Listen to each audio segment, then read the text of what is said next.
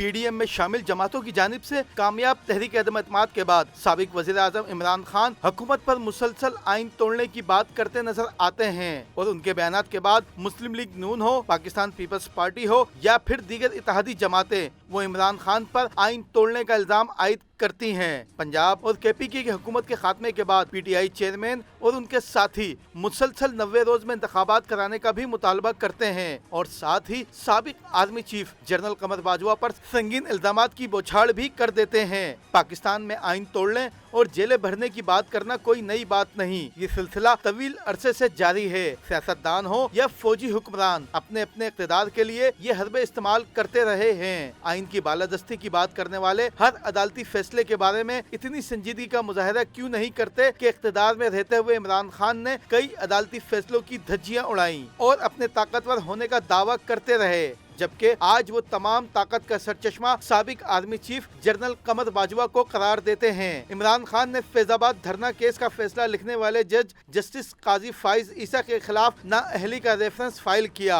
और उनकी किरदार कशी के लिए सरकारी वसाइल इस्तेमाल किए। लगता है कि इमरान खान अब इस रेफरेंस का मलबा भी जनरल बाजवा पर डाल देंगे, लेकिन जानने वाले जानते हैं कि रेफरेंस इमरान खान ने भिजवाया और सदर ममलिकत आरिफ अलवी भी इसमें शरीक जुर्म थे। आरिफ अलवी ने बतौर सदर इमरान खान के 3.5 साल दौरे हुकूमत में 77 से जायद ऑर्डिनेंस जारी किए। इन ऑर्डिनेंस में अक्सरियत उनकी थी जो इमरान खान ने अपने मुखालफिन के लिए या फिर अपने इक़्तिदार को तूल देने के लिए जारी करवाए। एक इतला तो ये भी है कि हालिया दिनों में इमरान खान अपने करीबी दोस्तों से साबिक वजीर कानून फरूख नसीम के हवाले से भी दिल की भड़ास निकालते हैं और कई मौके पर तो उन्होंने ये भी कह दिया कि फरूख नसीम जनरल बाजवा के फ्रंट मैन थे और जनरल बाजवा के लिए वो कानून का खिलवाड़ करके ऑर्डिनेंस पर ऑर्डिनेंस जारी करवाते थे। इमरान खान के करीबी लोगों के मुताबिक खान साहब किसी भी वक्त जनरल बाजवा और फरूख नसीम के गठजोड़ को बेनकाब करेंगे। आइन की बालादस्ती की बात करने वाले इमरान खान ये भी भूल गए कि जब 2019 में जनरल मुशर्रफ मरहूम को एक अदालत से सजा सुनाई गई तो सजा सुनाने वाले जज के मुतालिक उस वक्त की काबीना के अरकान हर्जा सराई करते थे,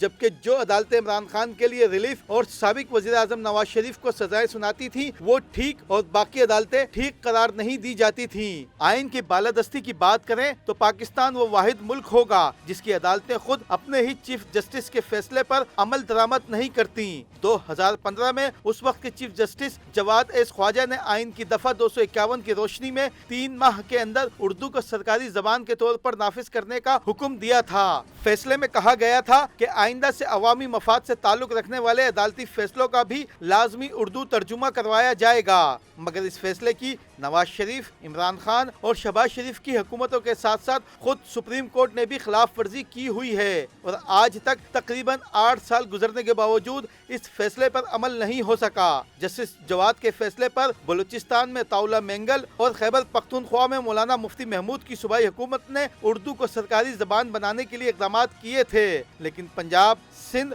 और वफाक ने कुछ नहीं किया, जो इस बात की दलील है कि मीठा मीठा हप हप और कड़वा कड़वा थू थू है। यानी अदालतें, इमरान खान, पीपल्स पार्टी, मुस्लिम लीग नून, जमात इस्लामी सब अपने अपने मफाद के लिए आइन पर अमल की बात करते हैं और जब उनके मफाद में कोई फैसला न हो तो फिर पाकिस्तान और आइन खतरे में पड़ जाता है। इमरान खान साहब हो, आसिफ अली जरदारी हो, नवाज शरीफ हो या शहबाज शरीफ, उनको कराची बेअमनी केस में अदालतों के फैसले पर अमल कराना भी उस वक्त याद आता है जब एक दूसरे पर इल्जाम लगाना हो। अदालतें भी इन फैसलों पर मुसलसल खामोशी इख्तियार की हुई हैं। अदालतें हों या सियासी कायदीन, अवाम के बुनियादी हकूक तल्फ किए जाने पर तो खामोश होती हैं, मगर जब शेख रशीद, फवाद चौधरी, शहबाज गिल की गिरफ्तारी हो तो फिर बुनियादी इंसानी हकूक सबको याद आ जाते हैं। Rashid Siddique, Prime News, Karachi.